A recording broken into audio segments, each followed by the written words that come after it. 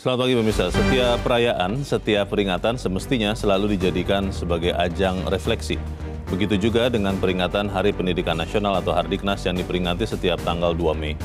Fakta di lapangan memperlihatkan, meskipun pemerintah saat ini aktif menggelorakan konsep Merdeka Belajar, nyatanya masih banyak masyarakat yang belum merasakan kemerdekaan untuk bisa mengakses pendidikan murah.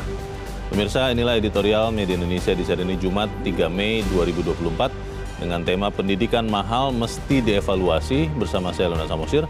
Dan Anda semua para pemirsa juga bisa ikut menyatakan pendapat Anda nanti dengan menelepon nomor telepon 021-583-9900. Dan pemirsa, pagi ini telah hadir bersama saya anggota Dewan Redaksi Media Group, Ade Alawi. Kang Ade, selamat pagi. Selamat pagi, Leo. Sehat-sehat? Alhamdulillah sehat. Pasti menempuh sekian puluh tahun pendidikan sampai bisa duduk di sini begitu ya Kang Ade ya? Iya. Kita akan bicarakan soal pendidikan ini yang sebetulnya harusnya menjadi prioritas, sudah diprioritaskan tapi tetap mahal. Sebelumnya kita ke editorial pemirsa, pendidikan mahal mesti dievaluasi. Ketika saya membaca editorial ini Kang Ade, ini memang fakta, tapi belum ketemu juga semacam obat yang mujarab untuk membuat pendidikan ini menjadi bisa terjangkau. Apa pesan yang mau disampaikan editorial? Ya, pesan yang mau kita sampaikan adalah kita menghadapi ironi Hardiknas di Hari Pendidikan Nasional yang seharusnya pemerintah ini melaksanakan amanat dari pembukaan Undang-Undang 45, yaitu mencerdaskan kehidupan bangsa. Dan salah satu upaya mengejawantahkan mencerdaskan kehidupan bangsa adalah bagaimana pemerintah meningkatkan tingkat partisipasi kasar. Jadi tingkat partisipasi kasar ini ada rasio antara jumlah warga yang sekolah ataupun yang mengikuti pendidikan tertentu dengan jumlah penduduk setempat. Jadi ini adalah aturan baku dari UNESCO, kemudian juga BPS juga menggunakan itu. Nah, rasio tingkat partisipasi kasar kita ini termasuk yang rendah di Asia Tenggara. Malaysia cukup besar 43%, sementara kita sekitar 30% gitu loh. Nah ini kan sangat-sangat menyedihkan gitu loh. Artinya Indonesia masih tertinggal dibandingkan negara lain ya, seperti itu. Nah ini menurut saya harus menjadi perhatian. Nah ironinya adalah ketika Hardiknas ini sejumlah perguruan tinggi negeri ini haru biru ya didemo oleh mahasiswanya karena UKT-nya gila-gilaan. Uang kuliahnya mahal. Ya uang kuliah tunggalnya sangat-sangat besar ya. Bahkan ada yang sampai kenaikannya sampai 100% ya seperti di Universitas Sudirman, Jenderal Sudirman. Dan kemudian mahasiswanya demo, kemudian juga masyarakat juga para orang tua mahasiswa juga baik yang protes juga gitu menghadapi bagaimana UKT itu sangat-sangat besar ya. Padahal mereka banyak yang jalur SMBT yang ternyata yang seharusnya lebih rendah tapi mereka hampir sama dengan mahasiswa jalur lain gitu. Tidak ada privilege karena prestasi selama masa SMA-nya sama saja begitu ya. Pertanyaannya kan begini Kang Ade, kan kita sudah tahu bahwa konstitusi mengamanatkan 20% itu anggaran pendidikan di APBN dan APBD. Itu kelihatannya belum bisa menjawab masalah pendidikan mahal ini, atau memang kampus-kampus yang diberikan keleluasaan itu untuk mencari uang sendiri karena dia sudah berbadan hukum, maka mereka yang ini kesempatan nih untuk membuat pendapatan meningkat begitu rupa. Kita akan bahas itu Kang Adi. Dan misalnya editorial Media Indonesia untuk hari ini Jumat 3 Mei 2024, pendidikan mahal mesti dievaluasi.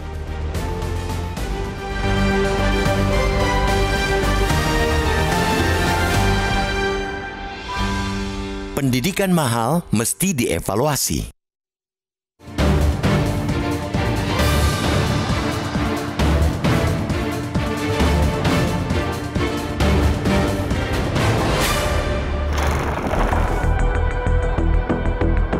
Setiap perayaan, setiap peringatan, semestinya selalu dijadikan ajang refleksi. Begitupun dengan peringatan Hari Pendidikan Nasional atau Hardiknas yang diseremonikan setiap tanggal 2 Mei. Momen itu kiranya wajib menjadi sarana introspeksi sekaligus evaluasi sistem pendidikan di Indonesia, mulai dari pendidikan tingkat dasar hingga tinggi. Pada peringatan Hardiknas 2024 yang oleh pemerintah dipasangi tema Bergerak Bersama, Lanjutkan Merdeka Belajar, refleksi itu seharusnya juga tak boleh berhenti. Fakta di lapangan memperlihatkan bahwa meskipun pemerintah saat ini aktif menggelorakan kredo sekaligus konsep Merdeka Belajar, nyatanya masih banyak masyarakat yang belum merasakan kemerdekaan untuk bisa mengakses pendidikan murah. Salah satunya dan yang paling kentara ialah akses untuk mendapatkan pendidikan tinggi. Tangan negara memang sudah menjangkau ke sana. Tetapi tak bisa dimungkiri, aura kapitalisme pendidikan tinggi juga menyeruak. Hal itu terutama bermula ketika sejumlah kampus negeri berganti status menjadi perguruan tinggi negeri berbadan hukum atau PTN-BH. PTN-BH merupakan amanat dari Undang-Undang Nomor 12 Tahun 2012 tentang Pendidikan Tinggi atau UU Dikti. Meski tetap mendapat subsidi pendidikan dari negara, status PTN-BH membuat kampus dapat menerima dana dari masyarakat. Harapan ideal dari PTN-BH ialah kampus dapat meningkatkan mutu tridharma perguruan tinggi, yakni pendidikan dan pengajaran, penelitian dan pengembangan, dan pengabdian kepada masyarakat. Konsep itu sebetulnya cukup ideal. Konsep keuangan yang fleksibel seperti itu juga dianut oleh universitas-universitas terbaik dunia, termasuk Harvard University misalnya. Akan tetapi, implementasinya tentu saja beda di sana, lain pula di sini. Kalau kita mengambil contoh Harvard, penghimpunan dana masyarakat itu didominasi dari donasi. Harvard bahkan tercatat sebagai universitas yang langganan bertengger di peringkat teratas dunia pengumpul donasi. Mulai dari donasi internasional, donasi dalam negeri, hingga donasi alumni. Hasilnya, Harvard tidak saja membiayai perkuliahan dan berbagai riset, tetapi juga menghidupi rumah sakit hingga museum. Namun kampus-kampus di Indonesia tidak semampu itu menggalang donasi. Akibatnya, sebagai jalan pintas, kebanyakan PTN menerjemahkan pengumpulan dana masyarakat itu dengan menerapkan uang kuliah yang tinggi. Saking tingginya bahkan ada yang menyebutnya selangit karena tidak jarang uang kuliah yang ditetapkan di PTN jauh lebih tinggi ketimbang perguruan tinggi swasta atau PTS. Kini, saban tahun di setiap masa penerimaan mahasiswa baru, isu tentang uang kuliah tunggal atau UKT yang mahal selalu memunculkan persoalan. Tidak sedikit calon mahasiswa baru yang telah berjuang keras untuk lolos seleksi PTN pada akhirnya patah arang setelah disodori nominal UKT yang tak mampu mereka jangkau. Sesungguhnya itu bukan sepenuhnya kesalahan pengelola kampus. Aturan yang dibuat pemerintah pun terkadang membuka celah untuk kampus melakukan kesewenangan. Pada tahun lalu misalnya, ada 21 PTN yang diberi kuota penerimaan mahasiswa baru jalur mandiri maksimal 50%. Jalur mandiri adalah metode penerimaan mahasiswa baru yang dilakukan secara langsung oleh pihak universitas, termasuk harga masuknya. Besaran harga atau sumbangan ini yang biasanya bisa mencapai puluhan bahkan ratusan juta rupiah. Aturan itu tidak saja memperkecil kesempatan masyarakat pas-pasan untuk bisa menempuh pendidikan tinggi, tapi juga amat rentan membuka celah korupsi di perguruan tinggi. Kasus korupsi yang menyeret Rektor Universitas Lampung atau Unila dan Universitas Udayana beberapa waktu lalu adalah contoh nyata bahwa keleluasaan yang diberikan kepada universitas untuk menerima mahasiswa amat rawan diselewengkan. Karena itu, dalam kaitan pendidikan tinggi ini, mau tidak mau, visi pemerintah mesti dievaluasi. Kita mesti kembali kepada spirit Ki Hajar Dewantara yang dulu begitu gigih menerobos sistem pendidikan yang penuh dengan batasan. Kini batasan itu salah satunya ada pada biaya pendidikan tinggi yang mahal. Ini saatnya negara memilih sikap. Apakah mau menjadikan pendidikan di Indonesia kapitalis, membuka peluang seluasnya untuk mereka yang berkantong tebal, atau lebih membuka akses pendidikan untuk anak Indonesia yang terbaik?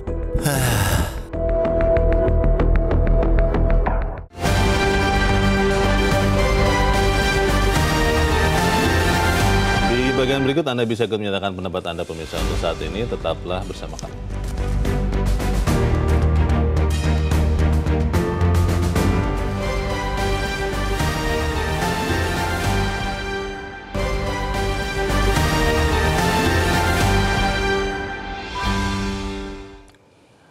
Terima kasih Anda masih bersama kami di Editorial Media Indonesia, dan sekarang sebelum kita lanjutkan diskusi kita, Kang Ade, kita mau bertanya juga.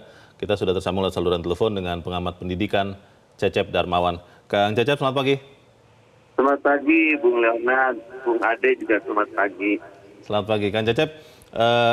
Mahalnya biaya pendidikan, kalau kita mungkin lokalisir juga khususnya pendidikan tinggi di Indonesia, itu sebenarnya bukan hanya masalah Indonesia. Di banyak negara kalau kita lihat, Amerika Serikat pun menghadapi hal yang sama.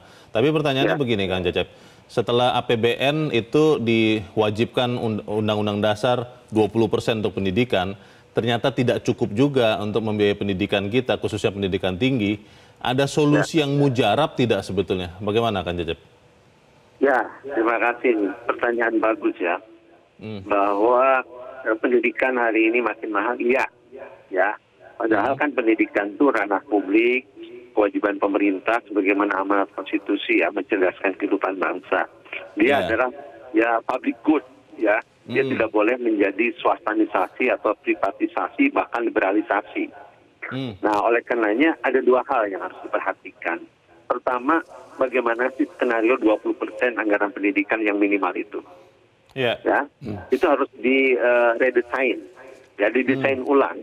Karena saya melihat 20% itu tidak tepat sasaran. Harusnya 20% itu anggaran pendidikan hanya untuk operasional dan investasi pendidikan semata. Ya, di sekolahan, kemudian di perguruan tinggi, tidak masuk gaji guru, gaji dosen, dan nomenklatur lain yang pakai pendidikan. Karena kalau itu dipakai seperti sekarang, saya melihat perguruan tinggi dan persekolahan itu tidak nyampe 10%-an dana itu. Gitu, itu problem. Sementara pemerintah ya memberikan keleluasan kepada PTN, apalagi PTNBH, ya sebetulnya pemerintah itu meminta agar perguruan tinggi itu otonom, mandiri, baik akademik non-akademik. Tetapi jangan berburu di kebun binatang, istilah saya tuh ya. Yaitu menaikkan UKT lah, kalau gitu nggak usah profesor doktor jadi rektornya. Ya, gitu iya. Kalau hanya menaikkan UKT siapapun bisa. Seperti pemerintah naikkan pajak itu kan tidak kreatif. Ya, yang kreatif itu bagaimana karya-karya di perguruan tinggi atau kampus itu adalah menjadi ya intellectual capital. Jadi modal intelektual kemudian untuk tanda kutip dijual ya berupa hasil riset, inovasi, kolaborasi ya ke dunia luar. Sehingga dana masuk itulah kreativitas perguruan tinggi dan pemerintah harus memberi apresiasi ke perguruan tinggi seperti itu. Harusnya begitu. Itu sering menjadi masalah Kang Cecep. Beberapa teman saya yang ada di kampus sebagai dosen dan juga ada di dunia perusahaan swasta itu sering berbincang dan mereka juga sama-sama bingung karena kampusnya menghasilkan penelitian yang bagus tapi tidak dibutuhkan industri. Industri butuh penelitian tapi belum ada di kampus. Ini masih belum link juga nih. Bagaimana Kang Cecep? Ya, itulah kelemahan kita dari sisi konsep link and match. Beda di negara-negara maju ya. Saya pernah ke beberapa negara ya, termasuk di Eropa gitu. Saya lihat di beberapa kampus di sana itu sudah link and match. Ya, dengan industrinya, dengan pemerintahnya seperti apa. Jadi tidak sekedar ilmu untuk ilmu. Oke, ada ilmu untuk pengembangan ilmu, tapi juga ilmu ya harus menjadi inovasi dan kreativitas yang itu mendongkrak kepada misalnya di dunia industri ya, kebutuhan masyarakat, sehingga tidak hanya numpuk skripsi, disertasi, tesis itu di perpustakaan, apalagi hanya fokus, maaf ya. Gitu. Itu belum supaya bisa masuk ke jurnal ya. Oh iya, harusnya langsung masuk ke paten. Tapi Kang Cecep, kalaupun misalnya gitu ya, perguruan tinggi kita khususkan PTN dulu lah, melakukan seperti yang Kang Cecep sarankan bahwa penelitiannya itu memang link dan match dengan industri sehingga mereka dapat pendapatan juga. Apakah hasilnya itu akan bisa mencukupi pembiayaan keseluruhan mahasiswa karena kan mungkin nggak akan sebesar yang dibutuhkan Kang Cecep. Oke, ya itu kan masih debatable berapa yang harus dikeluarkan juga oleh pemerintah untuk biaya risetnya ya, karena riset juga tidak murah itu ya. Kemudian hasilnya dia harus dipantau sampai kepada produk, ya outcome-nya kepada produk. Nah, dan produk itu bukan hanya industri, kemanfaatan untuk masyarakat dan ilmu sosial juga itu bagian dari misalnya ya menghasilkan hak cipta. Harus sampai ke situ. Nah, income generating kita itu hanya kalau tidak kreatif ya naikkan UKT. Padahal naikkan UKT harus alternatif terakhir. Dan pemerintah harus bertanggung jawab dengan 20% tadi. Maaf Kang Cecep, kalau misalnya ada usulan untuk menambah lagi begitu ya alokasi anggaran, tidak hanya 20%, naikkanlah jadi 30% misalnya, itu masuk akal atau tidak Kang Cecep? Menurut saya bukan soal ditaikkan tidaknya, tapi tadi ya, predetain dulu 20% penggunaannya itu apa penggunaannya. Kedua, efisiensikan. Tidak boleh ada korupsi dalam bidang pendidikan. Kemudian tepat sasaran, transparan. Itu dulu optimalkan karena kita juga tahu APBN kita, APBD kita juga terbatas, ya. Kemudian perguruan tinggi kreatif, pimpinan perguruannya harus kreatif. Pilih rektor-rektor yang kreatif gitu ya, bukan hanya loyal pada pemerintah. Oke. Kita harap apa yang kita bicarakan ini bisa juga menyumbangkan bagi perbaikan, khususnya menurunkan biaya pendidikan, khususnya tinggi yang masih mahal di Indonesia. Terima kasih pengamat pendidikan Cecep Darmawan sudah mencerahkan kami. Selamat pagi Kang Cecep. Kang Ade, kalau tadi satu usulan yang bagus ya, tapi mungkin di tingkat pelaksanaannya tidak semudah yang disampaikan, karena kalau pengalaman saya dulu di kampus, meneliti itu tergantung ada biaya apa tidak begitu, dan belum tentu ketemu dengan industri yang membutuhkan. Pertanyaannya adalah apakah memang anggaran yang tadi 20% itu harus dimaksimalkan 20%, karena sekarang tadi katanya 10% ya untuk biaya pendidikan dasar segala macam, atau memang ada solusi lain? Ya, memang kalau kita lihat dari APBN kita 660,8 triliun untuk dana pendidikan memang terbesar ya di antara anggaran-anggaran lain ya. Tahun ini ya, 2024 itu ya. Dan kecenderungannya selalu meningkat ya. Tetapi yang disampaikan oleh Prof. Cecep menurut saya penting juga ya, harus dievaluasi sejauh mana efektivitas dari pengucuran dana pendidikan tersebut. Nah kalau kita lihat memang APBN 20% ini untuk pendidikan itu dibagi-bagi memang untuk Dikbud, untuk Ristek dan sebagainya, untuk Kemenak dan sebagainya. Nah ini memang saya kira mesti dievaluasi lagi dan mesti dilihat lagi. Kalau memang terjadi kebocoran, katakanlah itu mesti dilihat kenapa terjadi kebocoran. Nah saya kira yang paling penting adalah otonomi perguruan tinggi ya. Otonomi perguruan tinggi memang terkesan pemerintah lepas tangan ya. Terkesan pemerintah lepas tangan misalnya bagaimana pemerintah tidak melakukan kontrol ya terhadap cara mencari dana. Cara mencari dana ya. Misalnya untuk jalur mandiri ya. Jalur mandiri ini kan kasus di Unsur misalnya bisa naik ke 100% seperti itu. Bagaimana kontrol dari Kemendikbud gitu kan. Nah ini menurut saya tetap kita mendukung otonomi yang diberikan oleh pemerintah, baik otonomi akademik ataupun non akademik. Nah ini akan meningkatkan kualitas di dalam perguruan tinggi. Ya. Kualitas di dalam perguruan tinggi menyangkut pengajaran, penelitian dan pengabdian masyarakat. Jadi otonomi ini misalnya termasuk juga kebebasan mimbar akademik, kebebasan akademik itu harus diberikan keleluasaan. Tetapi yang paling penting adalah pendidikan ini adalah hajat hidup orang banyak dan juga amanat konstitusi, mencerdaskan kehidupan bangsa. Nah kalau kita lihat dari angka partisipasi kasar kita masih rendah, kita masih di bawah Malaysia, kita masih di bawah Thailand yang rata-rata negara-negara tersebut itu sudah di atas 40%, kita masih 31%. Maaf, artinya itu apa itu Kang? 40% itu maksudnya artinya berapa orang yang sudah berpendidikan tinggi dibanding total penduduk atau bagaimana? Iya betul, itu adalah hitung-hitungan dari UNESCO ya, dari hitungan rasio antara siswa yang pada usia tertentu yang harusnya bersekolah, yang harusnya mengikuti kuliah misalnya, itu tidak masuk di situ. Nah, artinya di situ masih ada ketimpangan yang sangat jauh. Tadi berapa angkanya 40% untuk Indonesia 31%. Indonesia masih di bawah? Masih di bawah. Malaysia sudah 43%. Thailand juga sudah di atas 42%. Nah ini menunjukkan bahwa pendidikan kita belum menjadi hajat hidup orang banyak. Akses pendidikan masih terbatas hanya pada orang-orang yang berpunya. Belum lagi setiap kali PPDB misalnya untuk tingkat menengah dan juga SMP ini kan masih selalu kisruh. Artinya secara sistem menurut saya harus diperbaiki. Bagaimana sistem secara good governance dalam dunia pendidikan harus betul-betul ditegakkan ya. Dalam hal akuntabilitas, dalam hal transparansi, dalam hal partisipasi. Nah ini saya melihat masih lemah ya good governance dalam dunia pendidikan. Korupsi masih banyak. Bagaimana misalnya pada jalur mandiri terjadi jatah-jatahan ya. Titip-menitip jatah untuk rektor, untuk dosen dan sebagainya. Ini menurut saya merusak sistem pendidikan kita. Kalau belajar dari negara lain, saya melihat di Amerika Serikat ya, Kang Ade. Ini kan masalah pendidikan tinggi juga dihadapi di sana dan ada yang disebut dengan student loan. Walaupun pada akhirnya memang itu yang banyak menjerat banyak mahasiswa di Amerika, sudah lulus pun, sudah bekerja pun masih harus membayar tunggakan utang pada saat dia belajar. Di Indonesia belum ada. Tapi kalau kita lihat di sisi yang lain, Kementerian Keuangan punya satuan kerja LPDP. Semua orang yang pernah mengetahui bahwa ini dana abadi yang terus bertumbuh dan bisa menyekolahkan S2, S3 yang saya tahu ya, S1 juga mungkin ada, tapi tanpa membebani si mahasiswanya.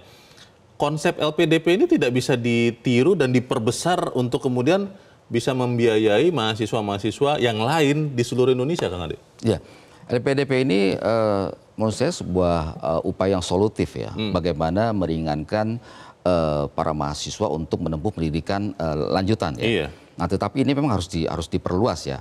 Memang problem kita ini masih terbatas anggaran negara kita. Tetapi pendidikan ini adalah modal ya, modal utama, modal sumber daya manusia Indonesia ditentukan oleh pendidikan. Oleh karena itu menurut saya alokasi untuk pendidikan harus betul-betul efektif. Angka 20% angka yang cukup besar sebenarnya. Tetapi kalau kita lihat dari anggaran APBD di daerah, kalau kita lihat dari neraca pendidikan di daerah itu masih sangat kecil, masih banyak di bawah 10%. Oh, di daerah malah masih lebih rendah daripada nasional. Lebih rendah gitu seperti itu. Nah, artinya sentuhan negara ya, tangan-tangan negara itu harus menjangkau ya, harus menjangkau kepada seluruh rakyat Indonesia. Jadi anak-anak yang seharusnya sekolah gitu kan, yang seharusnya kuliah, ini harus betul-betul dibantu oleh pemerintah. Ini masalah yang terus berulang setiap tahun dan kalau secara kasar saya melihat makin lama makin berat masalahnya. Uang kuliah tunggal itu, Kang Ade, bukan hanya di Purwokerto, di banyak tempat lain ya, di Jakarta, di Yogyakarta, di Bandung, di Bogor, itu juga menemui masalah calon-calon mahasiswa baru ataupun mahasiswa baru. Kalau ini dibiarkan begini saja seperti sekarang, apakah bisa selesai dengan sendirinya?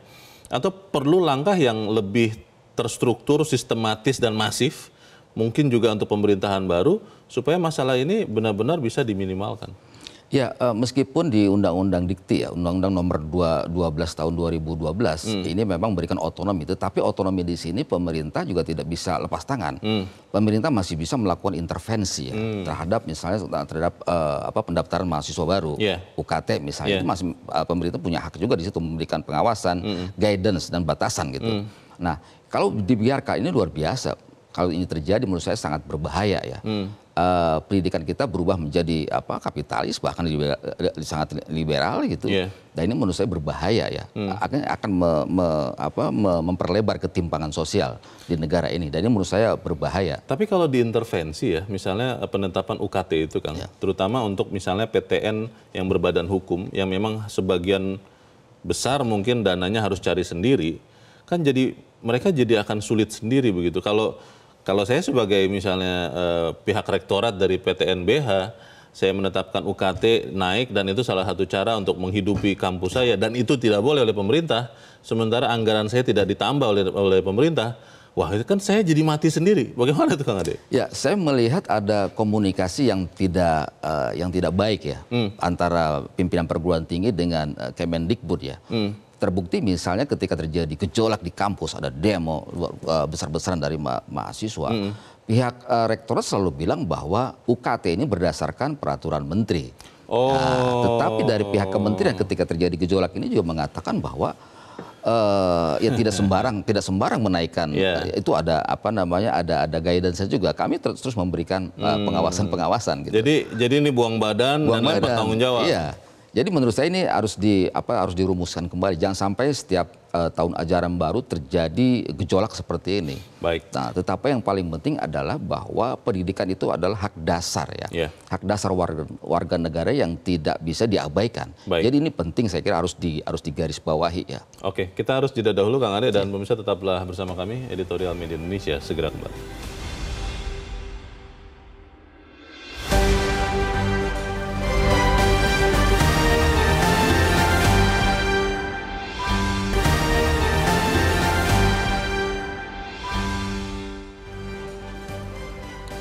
Terima kasih pemirsa, Anda masih bersama kami di Editorial Media Indonesia dan sebelum kita lanjutkan diskusi kita, Kang Ade, kita juga mau mendengarkan pendapat dari pemirsa Metro TV. Saat ini kita sudah terhubung dengan pemirsa Metro TV di Temanggung, Jawa Tengah, ada Pak Sukarwan. Pak Sukarwan, selamat pagi.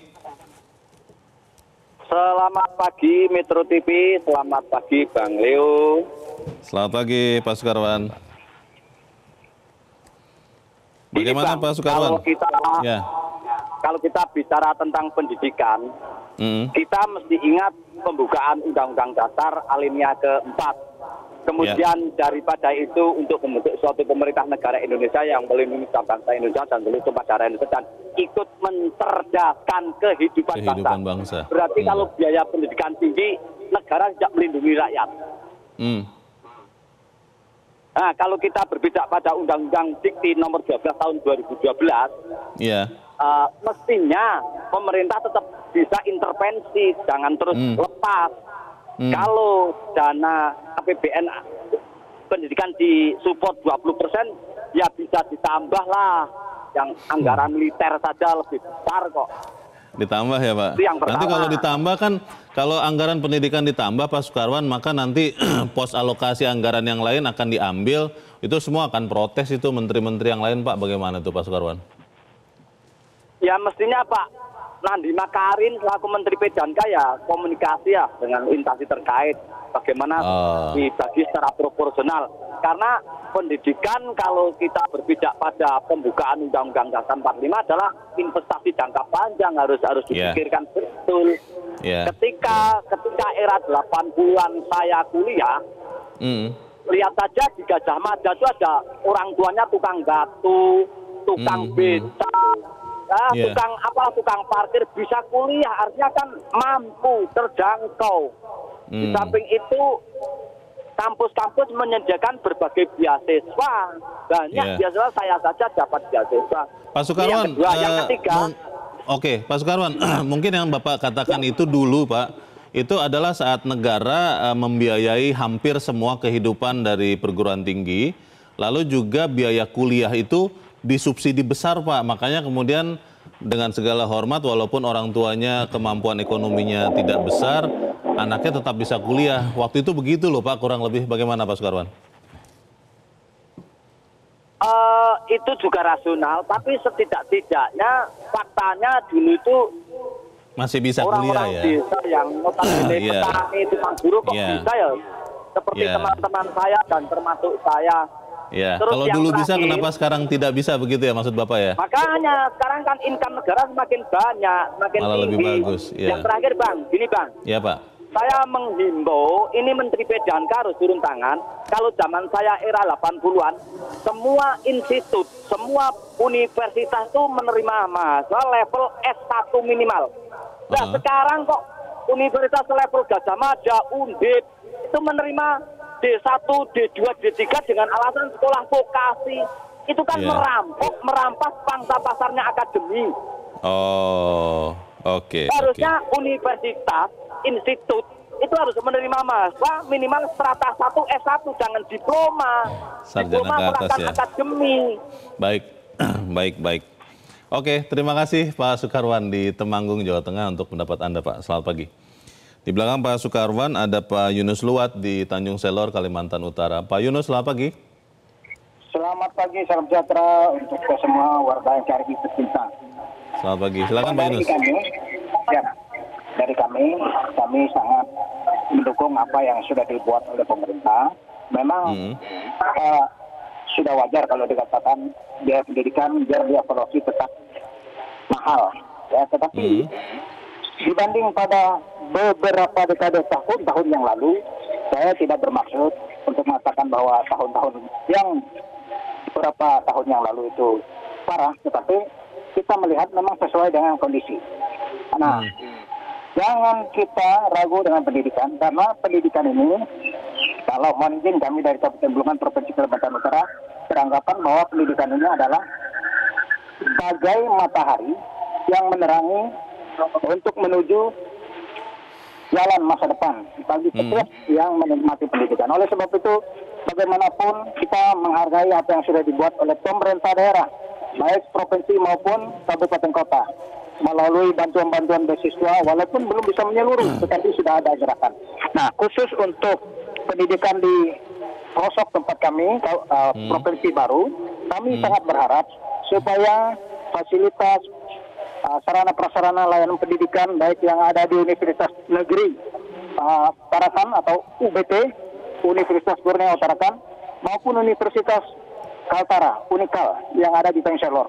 walaupun dia masih swasta, mari tolong bantu, dukung, berikan sarana prasarana karena kita ini anak bangsa, anak negeri juga yang mau sama dengan di Pulau Jawa. Jadi maksimalkan. Mohon izin pada Pak Menteri Pendidikan supaya memperhatikan hingga ke proses membuka layanan pendidikan. Sukses selalu untuk Indonesia tetap jaya. Terima kasih Pak Yunus Luat di Tanjung Selor, Kalimantan Utara. Di bagian berikut ada pemirsa Metro TV di Bekasi, Jawa Barat, ada Pak Sujatmoko. Pak Sujatmoko, selamat pagi. Selamat pagi, Bung Leo. Ya, selamat pagi. Ya, langsung Pak, pendapat Anda Pak, singkat padat saja. Ya, biaya pendidikan tinggi harus dievaluasi. Itu semestinya Pak, karena apa? Karena hari ini kita kan dengan ingin meningkatkan sumber daya manusianya, bagaimana bisa kalau biaya pendidikannya tinggi. Misalnya hari ini orang yang bisa menikmati pendidikan tinggi itu ya orang-orang yang punya uang, punya uang banyak. Kalau sekarang kalau masuk negeri pun, karena saya ingat dulu waktu saya kecil, kakak saya kuliah di negeri itu merupakan sebuah kebanggaan. Hari ini kuliah di negeri itu bukan kebanggaan, karena emang difasilitasi dengan SPP juga biaya kuliah yang tinggi. Jadi tidak semestinya seperti itu, karena emang kalau saya lihat hari ini itu yang disebut tadi mungkin merdeka berpendidikan itu masih jauh lah. Merdeka belajar itu masih jauh. Karena apa? Karena kita tidak bisa menjangkau itu. Mungkin dengan kondisi hari ini, apalagi mungkin dengan ada jalur mandiri, jalur prestasi, mungkin ya. Tapi jalur normalnya aja hari ini dengan biaya pendidikan tinggi luar biasa, bahkan lebih mahal daripada swasta. Betul. Karena kalau somanya dulu itu mungkin kan masuk swasta itu lebih tinggi biaya ketimbang masuk negeri. Kalau hari ini kebalik malahan. Mungkin itu kalau dievaluasi harus Bung Leo, karena selama ini saya harus segera, karena semakin lambat mungkin evaluasinya ya akan semakin ketinggalan dengan negara-negara lain. Terima kasih Bung Leo. Terima kasih Pak Sujatmoko di Bekasi, Jawa Barat untuk pendapat Anda. Selamat pagi Pak. Ini ada banyak usulan ya, dan sebetulnya saya berpikir begini Kang Ade, ini setiap tahun selalu ada usulan, apalagi di Hari Pendidikan Nasional, tapi terus-terusan terjadi, malah makin banyak kelihatannya masalah di pendidikan tinggi. Bagaimana? Ya, kita berharap ke depan di era pemerintahan baru, kemudian juga legislatifnya juga sebagian juga baru, berharap ada komunikasi yang bagus, ada evaluasi yang sangat bagus gitu terhadap anggaran pendidikan kita, dan kondisi pendidikan kita gitu. Nah, ini menurut saya banyaknya kasus-kasus jalur mandiri, kemudian juga UKT yang gila-gilaan, termasuk juga untuk anak-anak yang lolos di SNBT ya, Seleksi Nasional Perguruan Tinggi. Nah, ini menurut saya harus dievaluasi gitu. Kenapa terjadi seperti itu? Jadi intinya adalah fungsi evaluasi harus dikedepankan. Kemudian yang lain di tengah terus meningkatnya anggaran pendidikan sampai 660,8 triliun. Di sisi lain kasus-kasus korupsi juga di perguruan tinggi masih banyak kok. Sering kita misalnya lihat di kasus di KPK. Itu berapa kali itu kasus korupsi perguruan tinggi untuk laboratorium misalnya dan lain sebagainya. Nah, ini menurut saya hal seperti ini harus betul-betul diatasi. Jadi jangan sampai anggaran 20% itu tidak efektif dan bocor kemana-mana. Nah, kemudian sisi lain yang lain juga saya kira integritas perguruan tinggi juga harus diperkuat ya. Tridharma perguruan tinggi harus betul-betul ditingkatkan, harus betul-betul berkualitas, pengajaran, penelitian, dan pengabdian masyarakat. Yang namanya penelitian jangan asal memenuhi standar untuk kenaikan pangkat misalnya. Untuk masuk ke jurnal ilmiah internasional, Scopus. Dan itu banyak sekali sekarang tuh akal-akal bulus ya, kalangan sivitas akademik ya, untuk bagaimana meningkatkan golongan dan sebagainya. Gitu. Nah, ini menurut saya harus betul-betul diatasi, jangan sampai terjadi lagi gitu. Jadi lagi-lagi menurut saya kontrol dari Kemendikbud itu harus betul-betul efektif ya terhadap perguruan tinggi. Jangan lepas tangan seperti itu atas nama otonomi perguruan tinggi. Apakah ini bisa benar-benar diselesaikan khususnya di pemerintahan yang baru nanti? Kita akan bahas di bagian berikut. Kang Ade, pemirsa tetap bersama kami. Editorial Media Indonesia segera kembali.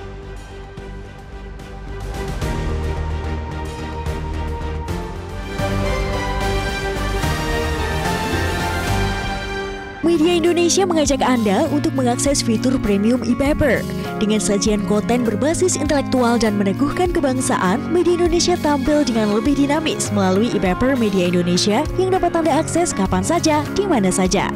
Caranya mudah, download aplikasi Media Indonesia di Android atau ketik link e-paper.mediaindonesia.com atau bisa scan QR Code pada layar kaca Anda. Klik tab e-paper di bagian samping layar tablet Anda. Daftarkan data diri, serta pilih paket berlangganan e-paper Media Indonesia sesuai dengan kebutuhan Anda. Nikmati juga bonus spesial tambahan 4 halaman rubrik fokus setiap hari. Semua bisa Anda dapatkan hanya di e-paper Media Indonesia. Untuk informasi lebih lanjut, hubungi customer service di nomor 0811 1201 2018 atau kunjungi media sosial @mediaindonesia. Media Indonesia, referensi bangsa. Terima kasih Anda masih bersama kami. Kita di bagian akhir dari diskusi kita pagi ini. Kang Ade, kira-kira apa usulan konkret ya supaya kemudian biaya pendidikan ini bisa kita tekan biayanya? Ya, UKT memang bagian dari implementasi dari Undang-Undang Dikti nomor 12 tahun 2012 ya. Nah, yang paling penting adalah pengawasan dari pemerintah terhadap biaya UKT ya. Memang otonomi diberikan, tetapi tanpa pengawasan itu menjadi kebablasan gitu. Nah, jadi intinya ada pada fungsi pengawasan pemerintah. Nah, yang paling penting adalah kembali kepada nilai-nilai dasar ya. Bagaimana pendidikan ini adalah hak semua warga negara ya. Upaya mencerdaskan kehidupan bangsa itu adalah tugas negara ya, kewajiban negara yang tidak bisa ditunda lagi. Nah, ini penting menurut saya, jangan sampai terjadi gejolak di kemudian hari ya. Indonesia harus menyongsong pada bagaimana peningkatan kualitas sumber daya manusia melalui pendidikan. Nah, mahasiswa harus nyaman belajar, kemudian juga sivitas akademika, dosen yang juga nyaman belajar, menciptakan karya-karya yang bagus. Nah, yang lebih penting lagi, Leo, di tengah terus membesarnya anggaran pendidikan, yang paling penting adalah harus dijaga integritas kalangan sivitas akademik. Masih banyak kasus-kasus plagiarisme, masih banyak joki-joki untuk karya-karya ilmiah. Dan ada beberapa kasus-kasus ternyata rektor pernah membuat karya ilmiah yang plagiat ternyata gitu loh. Mencontek dan sebagainya. Ini kan integritas sangat lemah menurut saya. Jadi paling penting menurut saya bagaimana di dunia pendidikan ini, mulai dari pendidikan dasar sampai perguruan tinggi, good governance harus betul-betul ditegakkan pada akuntabilitas, pada transparansi anggaran salah satunya misalnya, kemudian juga pada partisipasi. Nah, ini partisipasi juga menurut saya sangat-sangat penting ya. Bagaimana dialog antara pihak rektorat dengan pihak mahasiswa ini harus betul-betul terjadi dengan baik gitu. Kalau di bidang olahraga kan pemerintah sudah membuat desain besar olahraga nasional ya. Kalau kita baca di dalamnya itu ada target-target yang sangat bagus, walaupun tanda tanyanya kapan akan tercapai. Di bidang pendidikan ini, apakah kita biarkan saja business as usual seperti sekarang, sambil berdoa mudah-mudahan tahun depan tidak ada lagi demo soal UKT dan lain-lain, atau memang harus ada semacam DBON tadi itu untuk mereformasi dunia pendidikan kita supaya UKT itu tidak lagi jadi masalah yang serius, Kang Ade? Indonesia ini adalah negara yang paling banyak hukum ya, undang-undang dan sebagainya, undang-undang, peraturan perundang-undangan, itu sangat banyak sekali. Peraturan banyak ya. Jadi secara payung hukum itu sudah banyak, cuma implementasinya menurut saya masih kurang bagus ya pada kontrolnya ya. Dan desain besar pendidikan Indonesia juga ada namanya rencana jangka panjang jangka pendek pendidikan, ada seperti itu. Mungkin kurang sosialisasi, saya kurang tahu. Hanya saja menurut saya kontrol dari pihak Kemendikbudnya yang masih kurang ya, terhadap dunia pendidikan tinggi, pendidikan menengah dan dasar misalnya. Itu yang harus diefektifkan menurut saya. Baik, kita harap apa yang kita bicarakan ini juga menyumbang supaya kemudian bangsa kita benar-benar menjadi lebih pandai karena pendidikan tinggi khususnya tidak jadi mahal. Kang Ade Alwi, terima kasih sudah di tempat ini. Selamat pagi, Kang. Pagi. Pemirsa, ini adalah saatnya negara untuk memilih sikap. Apakah mau menjadikan pendidikan di Indonesia bersifat kapitalis, membuka peluang seluas-luasnya untuk mereka yang berkantong tebal, atau lebih membuka akses pendidikan bagi semua anak Indonesia yang terbaik. Saya Leonard Samosir, terima kasih Anda sudah menyimak editorial Media Indonesia pagi ini. Terus jaga kesehatan Anda, terus jaga nurani Anda. Selamat pagi, sampai jumpa.